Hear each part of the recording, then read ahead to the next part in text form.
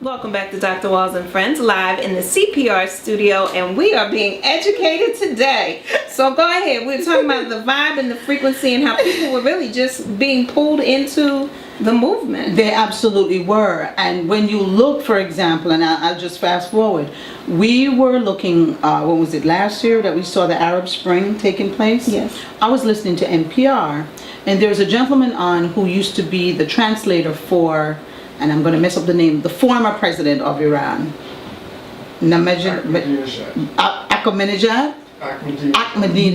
Right. His translator, who used to work at Mango Records, Island Records, many years ago, has gone. He was doing an interview on NPR, and so somewhere in the interview, the interviewer brought up the fact that, I know you used to be at Island Records. How did you go from being in the music industry to now becoming this? And they're talking, and then he says, so what are the youth in Iran, and started listening to, he says, Bob Marley.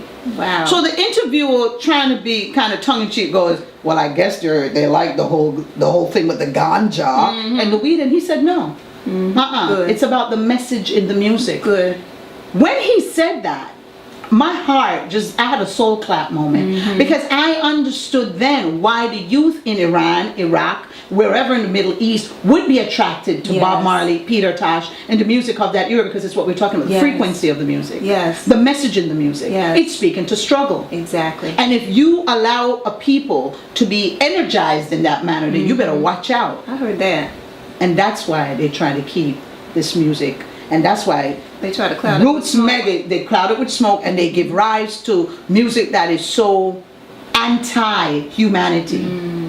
Because there's the only way I can class it, And that is why we are the Coalition to Preserve Reggae Music, because we have got to preserve the essence of this music. It's not just the beat. Go ahead. Okay, it's about the message in the music. There is something that happens when you hear a reggae song that is a well-crafted reggae song. It touches your heart. It really does. And it stimulates you mentally. There are folk who have said to me that they have learned more about themselves as African people or as people of the world because of listening to roots reggae music. Yes. Now, what more do you want than that? There's an awakening. There is an awakening that takes place, Doc. It really is. That is beautiful. Thank you. So now tell us about this event this evening. The 9th annual Reggae Culture Salute. I'm saying it and I can't even believe that it's the 9th annual. I remember when we started. Oh, I was telling you, gosh, I'm just jumping around. How we started CPR, and this was when it was the 75th anniversary of His Majesty. We looked around and we saw nothing being done. And when we understood the role that His Majesty played in this whole music, we're like, wait a minute. And people didn't really understand. See, we weren't coming from the point of seeing His Majesty as a god. We're seeing he was one of the greatest kings out of Africa. Yes. When you look at his CV, if you want to say that, and you see all that he has done, statesman, okay, Time Magazine Man of the Year, got so many awards. This man has done a lot. Formation of the OAU, all of that, the United Nations, all of that. And we said, wait a minute. We have to do something to connect the dots, to show people that there is a unique relationship between Rasta, reggae, Selassie, and Jamaica. There is a thread that ran there. Yes. And we looked, and it was the 75th anniversary of the coronation, and voila, we said, we need to do something to recognize that, and Reggae Culture Salute was born. Okay. Reggae Culture Salute came that year with Luciano, Third World, and Morgan Heritage. Oh. And we had no clue what was getting ready to happen to us. And then we got sucked in. Yeah.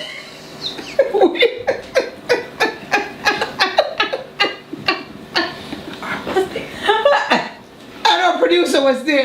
He had to let the whole world know that he was there. Yes. Everybody was there. It was an amazing experience for us. We had no clue. Wow. And Dr. Walls, here we are, year 9. What has happened over that time is that the show has become, it's our fundraiser, because we're a 501c3 organization doing this work. We do forums.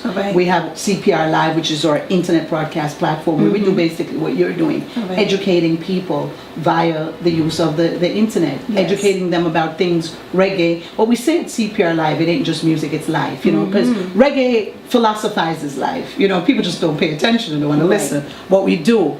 But that's how Reggae Cultural Salute started, and here we are 9 years later. And so this year it's just a wonderful feeling for us to have young Itana, who came to us in 2007 as a neophyte, as a youngster, because we like to do that. Yes. Now she returns as the headliner. Wow.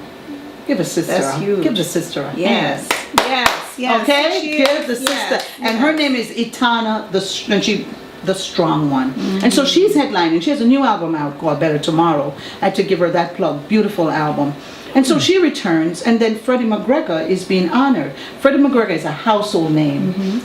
He is celebrating 50 years of being in the business, and you're looking at him and go, no way. Well, he's only 57. He started singing at age 7. He's a child prodigy. Yeah. And so he has been singer, songwriter, producer, record label. Many of his children are now doing very well in the music industry as producers and singers and what have you. He's been honored with our highest award, which is the Pinnacle Award. Okay. Now, Pinnacle is named after a place in Jamaica where the Rastafarians had to go and live up in the hills, and then that community was destroyed by quote-unquote Babylon because they were too self-sufficient. Well, I can come back and do a whole nother story about that. We're going to have to talk about that. So we think of Philadelphia and move and think Pinnacle, but that's we can got it. You got it. Yes. Just so your audience can kind of do a quick connection. Yes. And so that's why our highest award is the Pinnacle Award for those brothers and sisters who suffered, so we can wear locks now without being abused. Yes. So we can talk freely about roots reggae and not be scorned or shut down. So our award is to honor those who have given to this industry, and Freddie McGregor has. So he's getting that honor this year. But in addition to that, it's 50 years since His Majesty Emperor Haile Selassie I delivered a very important speech to the League of Nations at the time, and it's that speech that has become Bob Marley's song that I know you know, called War. Yes. Until the Philosophy. Everybody knows that song, right? Yes. His Majesty gave that speech 50 years ago. We're recognizing that and honoring that. And it's also the 83rd anniversary of his coronation. So there's a lot going on this year. Our event is powerful. Yes. It ain't no joke. It ain't no joke. And it's a family event. So we want children to come and experience their culture with mommy and daddy and auntie and grandma. We have provided a space. That's why we now hold the event inside of a school. Big plug to Nazareth High School. Providence Keelas, the principal there, and everybody who afford us the opportunity to come there every year and do this. And what we do is we transform the gym into like a community space, like back in the day. Back in the day, and we put a lot of things to make it feel Caribbean. Flags and colors and things. And we have the good food. Yes. We got the good food. Yes. And on top of that, we have drumming and dancing, and the children love it. The elders love it. It is an intergenerational affair. It really is. But this year, to show you how international it is, Uwe Banton is coming from Germany. We have a young sister, Michabella, who is going to be making her way to the stage. She has been writing and singing for so long, and she's now going to be on the stage at CPR, at Reggae Culture Salute, and she's blown away. We have a poet by the name of Asajafu, amazing poet. We have Don Minard, who is just, his social commentary is to die for. He has an album called Speak for the Poor.